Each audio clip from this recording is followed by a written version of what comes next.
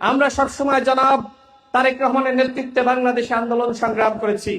আমার ত্যাগ সংগ্রাম সম্পর্কে হয়তো আপনারা যারা তৃণমূলে রয়েছেন অনেকে না জানার কথা, কিন্তু যিনি আন্দোলনের নেতৃত্ব দিয়েছেন যুগপৎ আন্দোলনের, তিনি জানেন আমাদের সংগ্রাম, আমাদের ভূমিকা। আমি ঝিনাইদহ ৪ আসন থেকে নির্বাচন করার ব্যাপারে যে সিদ্ধান্ত গ্রহণ করেছি, এই সিদ্ধান্ত জনাব তারেক রহমানের সিদ্ধান্ত। জনাব তারেক রহমান এই অঞ্চলের মানুষের ভাগ্যের উন্নয়ন, এই অঞ্চলের পরিবর্তন করার জন্য আমাকে বিএনপির পক্ষ থেকে নমিনেশন দিয়েছে। এই সিদ্ধান্ত জনাব তারেক রহমানের সিদ্ধান্ত। আপনারা কি জনাব তারেক রহমানের সিদ্ধান্ত মানেন?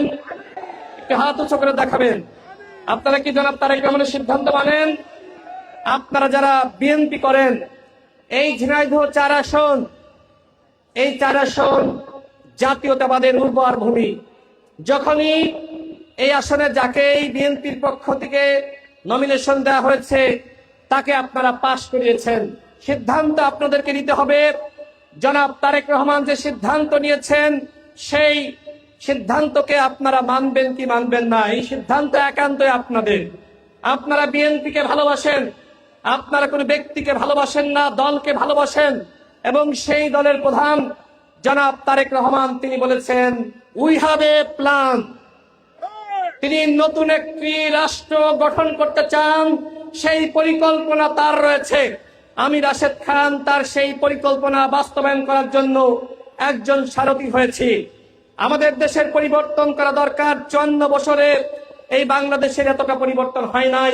জনাব তারেক রহমান তিনি নতুন ভাবে পরিকল্পনা করছেন শিক্ষার উন্নয়ন, চিকিৎসার উন্নয়ন, মানুষের জীবনযাত্রার মানের উন্নয়ন, কর্মসংস্থান সৃষ্টি করা, শিল্পের উন্নয়ন, এবং একই সাথে আমাদের সারা দেশে অবকাঠামোগত উন্নয়ন, রাস্তাঘাটের যে অবস্থা আমরা সবাই জানি, এগুলোর উন্নয়ন, কৃষির উন্নয়ন। যারা বিএনপি করে অধিকাংশ খেটে খাওয়া মানুষ। বিভিন্ন জায়গায় পরিসংখ্যান আপনারা দেখেছেন যে বিএনপি হলো খেটে খাওয়া মানুষের দল। আমার সামনে যারা আছেন আপনারা অধিকাংশ কৃষক, শ্রমিক, খেটে খাওয়া মানুষ। আমি দৃঢ় বিশ্বাস করি আপনারা জনাব তারেক রহমানের পরিকল্পনা বাস্তবায়নে তার সাথে থাকবেন। আজকে আসলে কথা বলার সময় নাই, খুবই সংক্ষিপ্ত, যে কারণে আমি আর দুটি কথা বলে শেষ করব। সংগ্রামী সাথী বন্ধুগণ, এখানে আপনারা অনেকে প্রার্থী ছিলেন, বিভিন্ন গ্রুপ রয়েছে। আমাদের যারা 3 জন প্রার্থী ছিলেন তারা স্বাভাবিকভাবে সংগ্রাম করেছেন, তাদের প্রতি আমি শ্রদ্ধা জানাই। সবার ভূমিকা আছে, কিন্তু জনাব তারেক রহমান যে সিদ্ধান্ত নিয়েছেন, আমি তো এখানে জোরপূর্বক আসি নাই।